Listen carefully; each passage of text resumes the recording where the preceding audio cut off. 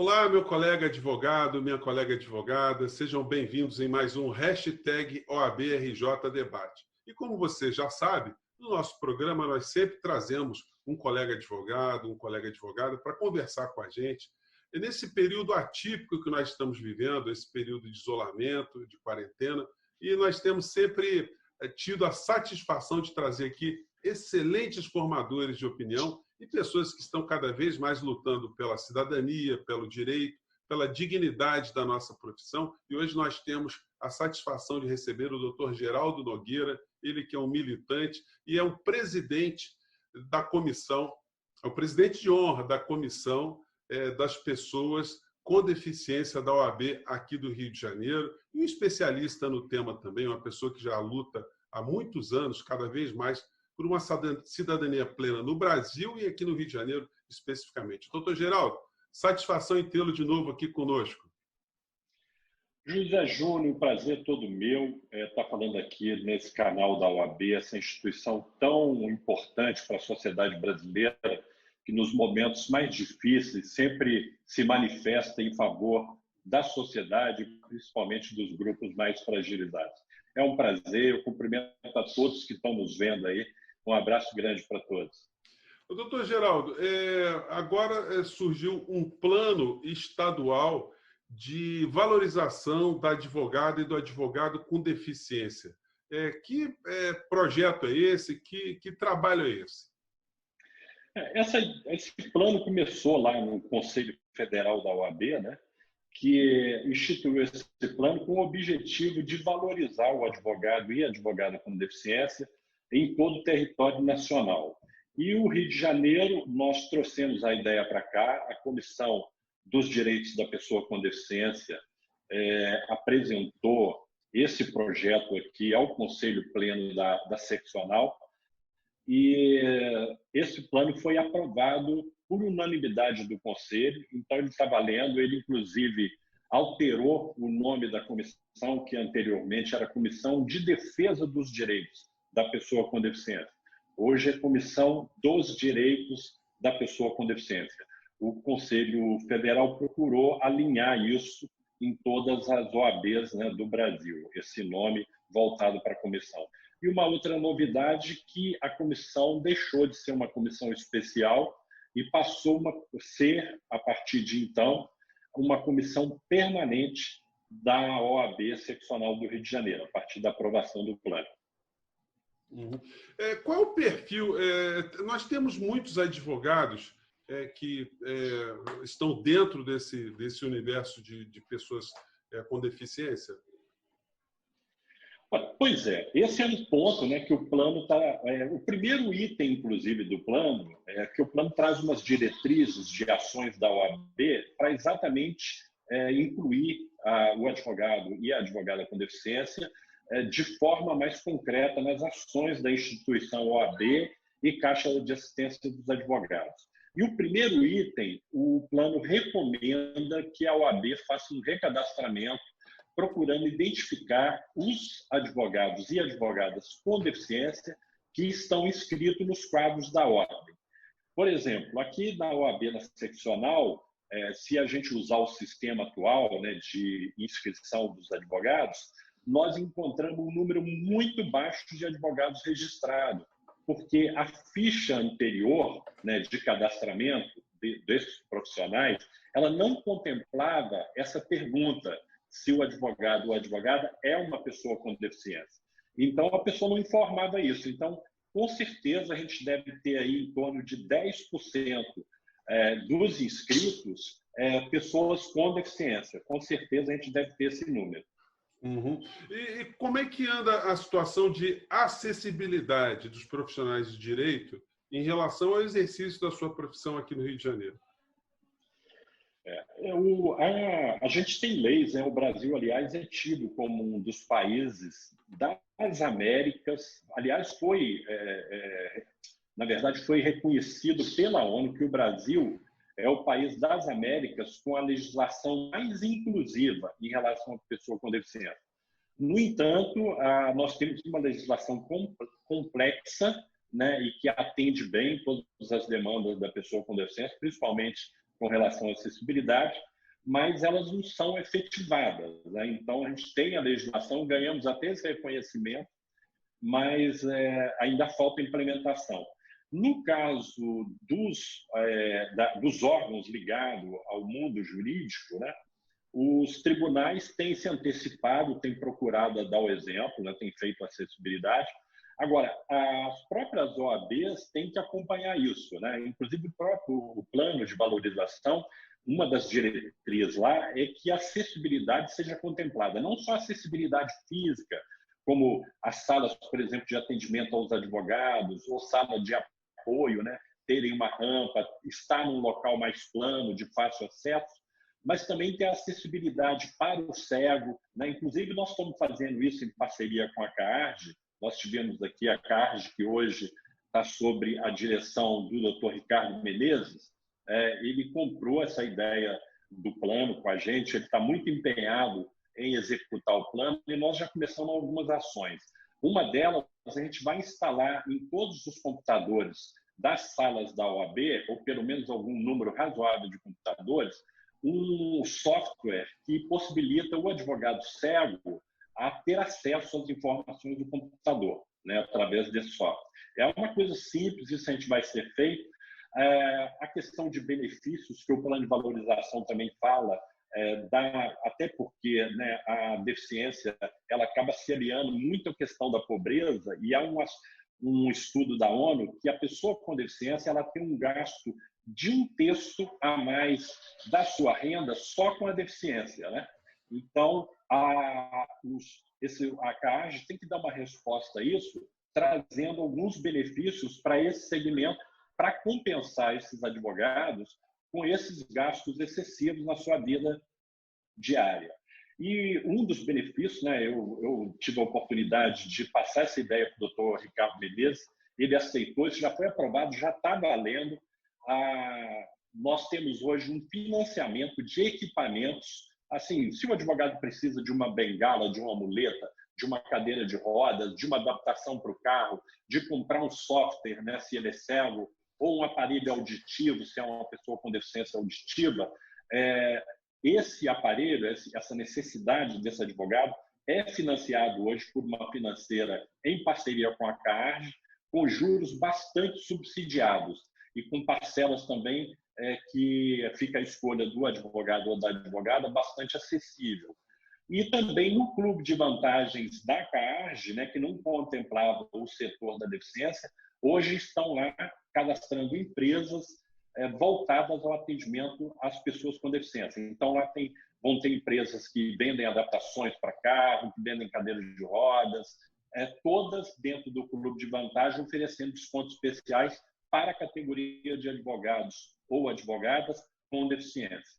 Uhum. Uma questão que chama muita atenção das pessoas de uma maneira geral é que nos eventos onde há um audiovisual, nós temos hoje com muita frequência, né, as pessoas que são intérpretes de Libras. Como é que o senhor vê esse cenário? Nós estamos num momento ideal ou a gente tem muita coisa a evoluir ainda? Por exemplo, aqui no nosso programa nós não tínhamos nos atentado para essa questão tão importante, e agora com esse nosso papo aqui, eu acho que é o momento da gente pensar nisso também, né? Olha, bacana, José Júnior, você é um cara fantástico, muito antenado em muitas coisas. É legal, eu te parabenizo aí por essa fala, porque é verdade. Inclusive, a lei, já há muito tempo, ela estabelece essa obrigatoriedade, né, da presença do intérprete de sinais. Inclusive, nós estamos em conversa com o doutor Ricardo Menezes e a gente vai chamar a própria direção da OAB Seccional do Rio para conversar, porque a ideia é que a OAB ou a CAARG faça um contrato com uma empresa que oferece esse tipo de profissional, intérpretes de sinais, exatamente para oferecer o intérprete nesse momento, por exemplo, da gravação de um programa, de um evento promovido por uma das comissões da OAB, ou até no atendimento de um surdo que vai à OAB e precisa do intérprete, aí agendar com esse profissional, né? É um contrato que não fica caro, porque ele é pago só com o uso da demanda, né? Então ele é acionado só naquele momento. Nós estamos em conversa, eu já apresentei algumas empresas que desenvolvem esse trabalho para a CAARJ, ela está estudando esses contratos e possivelmente em breve nós teremos esse serviço na OAB do Rio de Janeiro, dando um exemplo para outras OABs, né? Não só as do Rio de Janeiro, as subseções, mas também até para de outros estados, né? Sim. E o intérprete é fundamental, porque o surdo fica muito excluído, né, por conta da falta de acesso à língua. E a língua é um elemento muito importante na vida das pessoas. Nós temos ainda uma grande dificuldade de saber o quantitativo de advogados, né, que tem surdez, por exemplo, que também, como o senhor colocou, uma questão importante para a gente até medir, a gente direcionar os nossos esforços. Mas programas como o nosso, que eles extrapolam a advocacia, eles vão até o cidadão comum, porque a gente fala muito de direito, por exemplo, esse programa que nós estamos falando aqui, ele não interessa só ao advogado com deficiência, ele interessa às famílias, ao estudante, ao profissional do direito, que tem que entender que existe esse tipo de situação também, que a gente precisa dar uma atenção especial, né? Então, eu queria voltar no começo da pergunta. É muito difícil saber o quantitativo de pessoas surdas dentro da advocacia ou dentro do direito? Foi excelente você voltar nessa pergunta, porque a gente está também, a CAARJ vai interferir nisso, nós estamos conversando e também com a ouvidoria da OAB, nós estamos criando uma espécie de pesquisa, né?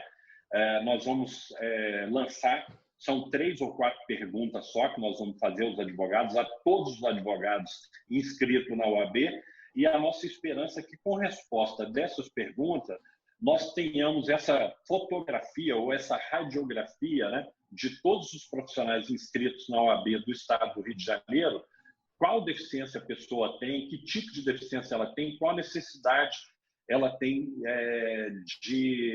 que a sua deficiência impõe no exercício da profissão. A partir disso, vai facilitar a CAARJ implementar outros benefícios em favor da categoria para esse segmento específico de advogados e advogadas com deficiência. Então, isso já está sendo feito. Eu, inclusive, estou participando ativamente disso. Nós já temos, inclusive, as perguntas.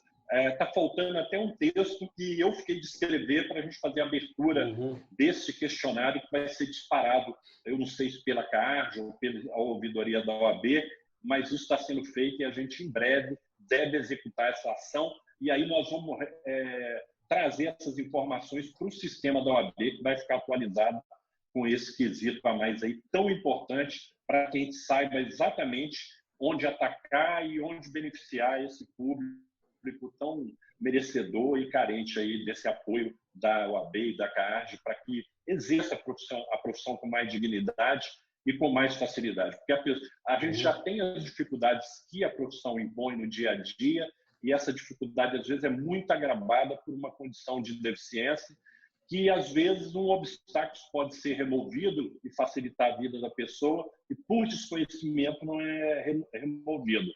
Então, nós precisamos, urgente também, atualizar esse cadastro da OAB. Sim, doutor Geraldo, eu queria tocar numa questão que extrapola aqui o universo do direito, da advocacia, para falar da quarentena, da pandemia, enfim, e que atingem setores da sociedade, são mais fragilizados, principalmente as pessoas com deficiência.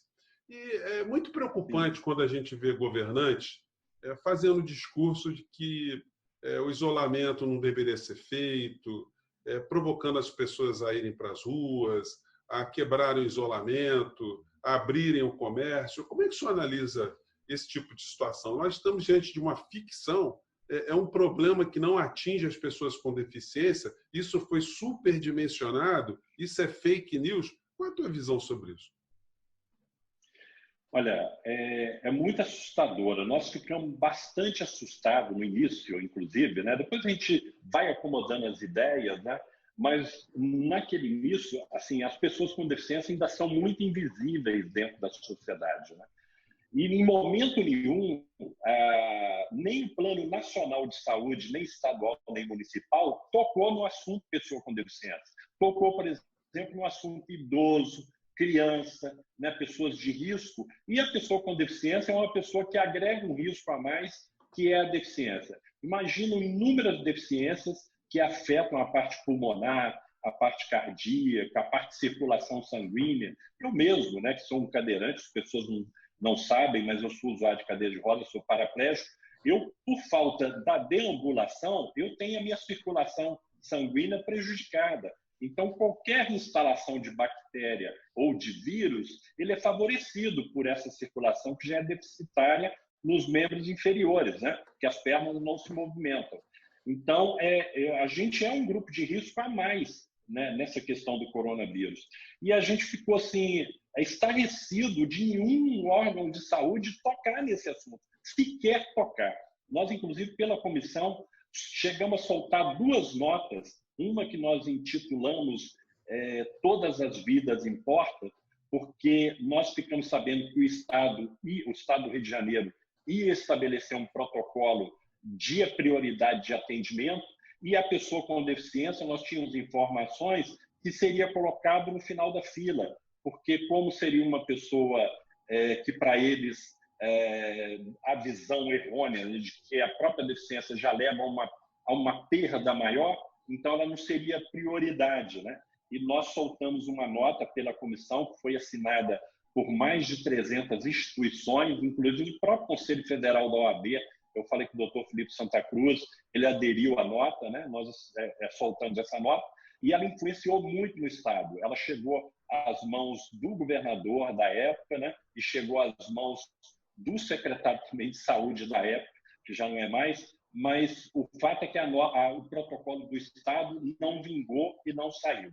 E soltamos uma segunda nota que nós ficamos muito preocupados com as pessoas com deficiências abrigadas em moradias assistidas, em asilos, em casas de repouso, né? Em locais assim, sem nenhum protocolo de cuidado com essas pessoas.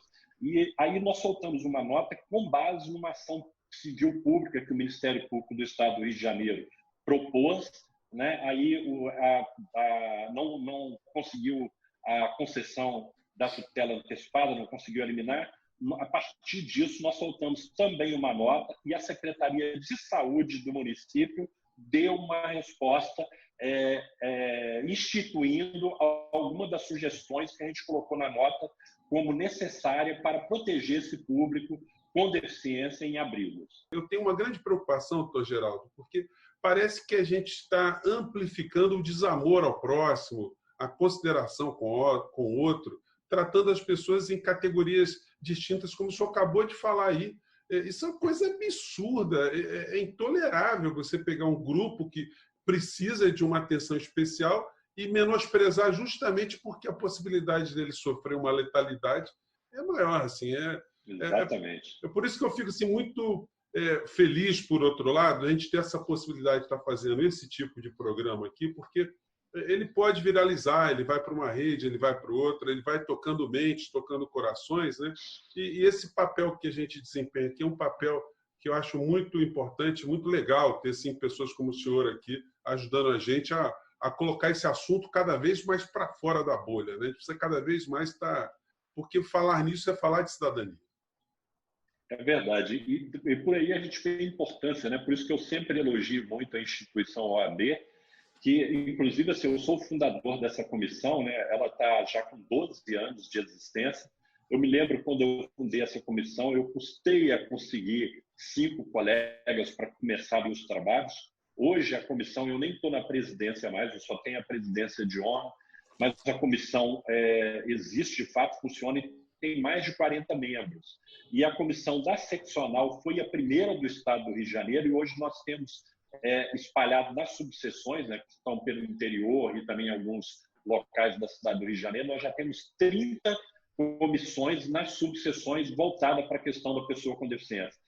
E essas 2 notas que eu te falei aí agora, que são tão recentes, estou citando só 2 exemplos de trabalho, já justificam a existência dessa comissão, porque se não é uma comissão assim, esse assunto teria passado em branco e talvez a Secretaria do Município do Rio não tivesse tomado essas decisões com relação às pessoas abrigadas por causa da nossa nota que nós soltamos e chegou, né, às autoridades. Então, é importante esse trabalho da ordem, é importante esse programa que leva a informação, leva essa divulgação, leva esse conhecimento a toda a população, e é isso que vai fazer, né? O conhecimento é a maior riqueza que nós temos, e a distribuição do conhecimento é a distribuição de riqueza, e é isso que vai fazer a gente progredir, virar uma sociedade mais rica e mais sólida, né? E transformar esses absurdos que a gente vê hoje em dia. A gente precisa caminhar para frente. Eu sou otimista e acredito que a gente vai caminhar.